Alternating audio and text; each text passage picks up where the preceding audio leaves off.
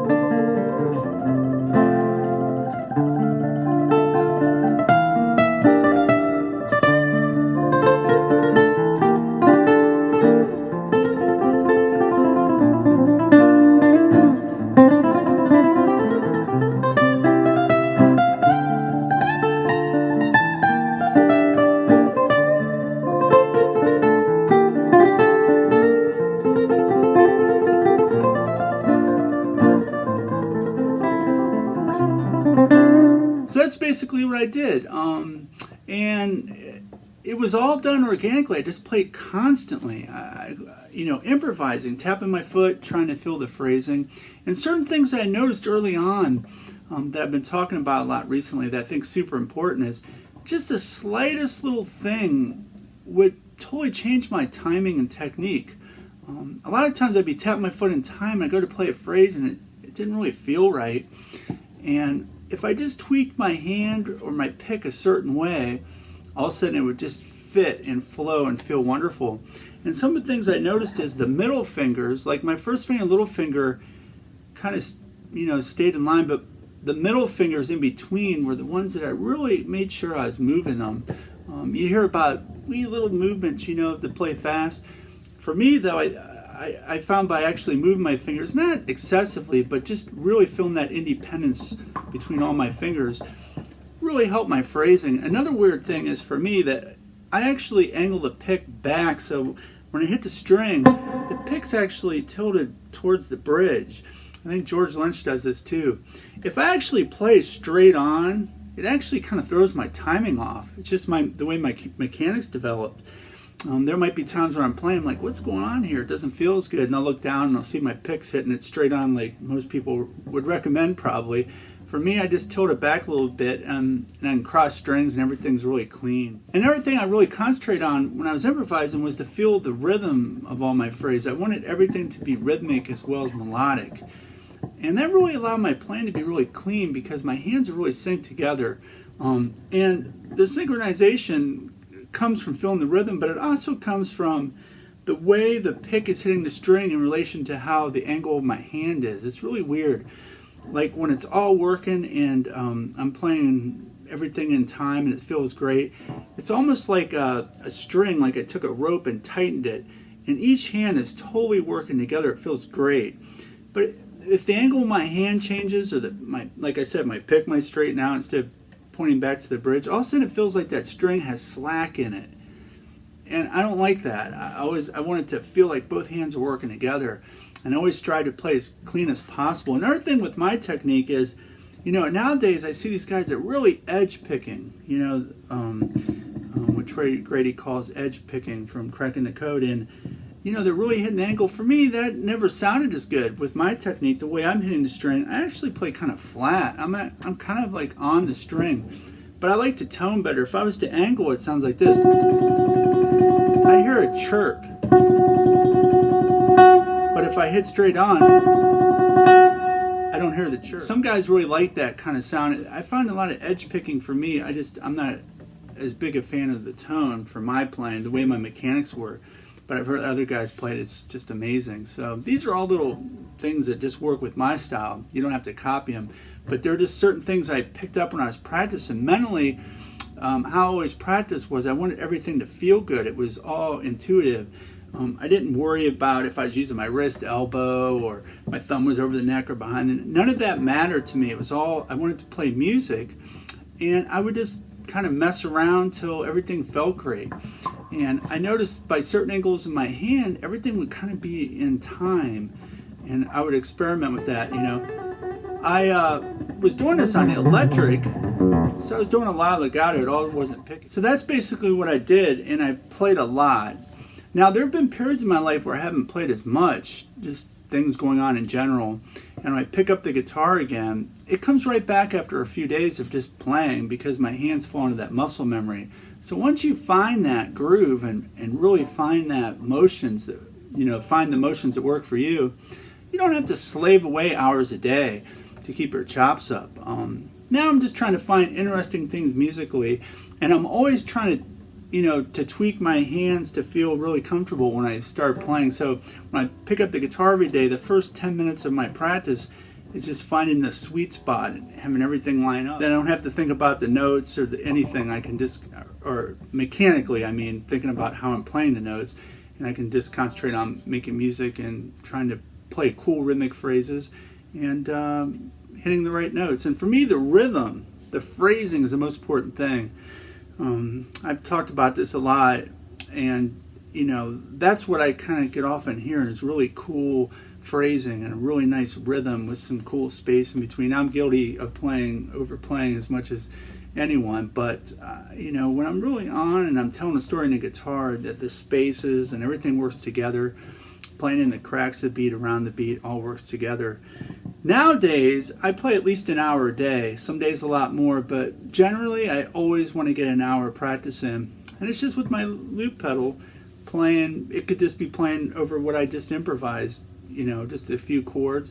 Or it might just be more complex changes. It could be a jazz standard, it could be, different modulations, whatever chord-wise I'm working on, or scales. I was messing around with, the harmonic minor a lot lately, and harmonic major, different scales. Hungarian Gypsy Minor is one of my favorites. So a lot of my practice might be just harmonically getting used to those patterns on the neck and how they sound against the chords, that kind of thing. But technically, I would say a half hour a day.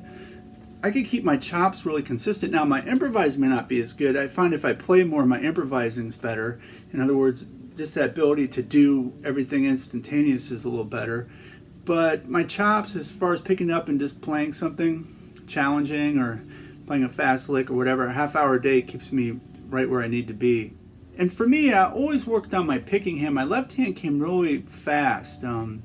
I could hammer the notes. I was playing like Warren DeMartini solos and all that stuff, and the notes came great, but my right hand was terrible. The weird thing is that the angle of my left hand, like how I'm kind of playing, kind of makes a difference in how I'm picking. It's kind of weird how it all works together, like it talked about keeping that string tight. So when I'm picking certain licks, my hand angle kind of changes just to make everything work. It might be a little different than when I'm playing legato. It's hard to explain. But when they all work together, it's great. Another thing that really helped me was that if I kept my movements like this, I use a lot of elbow or wrist. If I kept everything like this, everything lined up and was in time. But if I find myself going like this way at all, instead of like this, if I went a little bit or I went even, instead of it being like this, it was more like even, it threw everything off too, and sometimes I wasn't even aware I was doing that. When I started videotaping myself, I noticed that some days I would just play effortless, and it was wonderful. And then other days I'd pick it up and it wouldn't feel as good. And one thing I noticed, the days where it didn't feel as good, I would start out the lick, I might start it out going like that before I went into this, so I'd go like that, then go into that. Just little subtle things like that. You might not even be aware you're doing, can make a huge difference. So now I just make sure generally everything's kind of lined up like this. So I'll start my...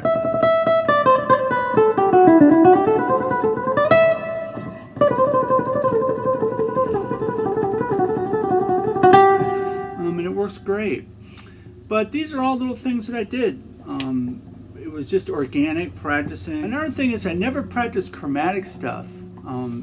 Never really did that. It was all things that I wanted to play in my solos. It'd be diatonic or whatever, harmonic minor, whatever I was working on at the time. I never practiced stuff that wasn't stuff that I would actually play.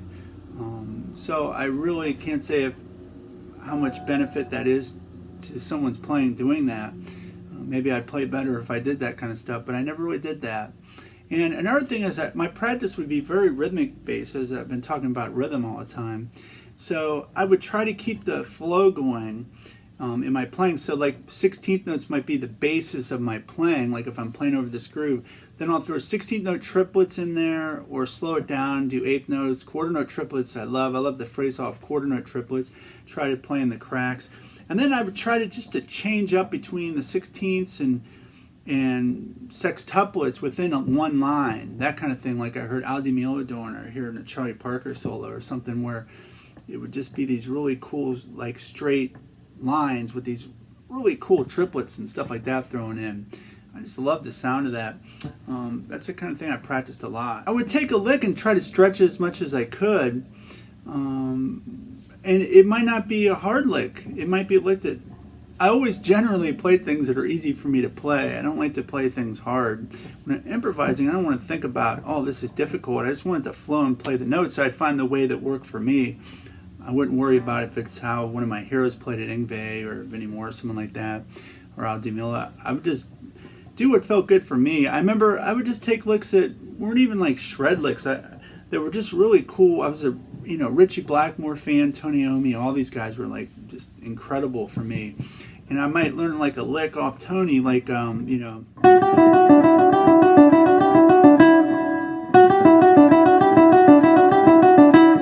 a lick like that, and then I would just work that as 16th notes, or instead of triplets.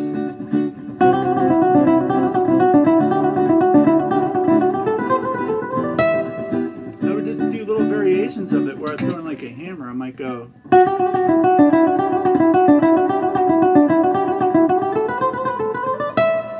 but the seed was, you know, from Black Sabbath or Tony Iommi, one of my favorite players of all time. And I would just take any little phrase that I liked that I learned off a record and incorporate it and try to twist it and do as many little variations as I could. So that's how I practiced, was a lot of improvising and on the spot while I was playing, kind of manipulating my hands to make it work. I started out with speed. When I played fast lines, I started out playing fast. I didn't do the slow and build it up. I just would try to tweak my hands to make the mechanic work and play clean, and I would constantly shift everything till it felt good. And then when it felt good, I'd memorize that muscle memory, and that's how I did it, and that's still how I do it. Not a lot of thought process. It never worked for me to think I'm going to play this lick like I talked about in my last video for a year, and then in a year I'll be able to play it like Yngwie or whoever. It never worked. I just kind of had to tweak my hands today till I kind of made the lick sound right that worked for me. My mechanics are totally different than most of my favorite players, but I can kind of play a lot of their stuff just by, you know, doing my own thing. Anyway, so this is the first little lesson kind of coming back for the fall, and I'm looking forward to posting a lot more videos on here.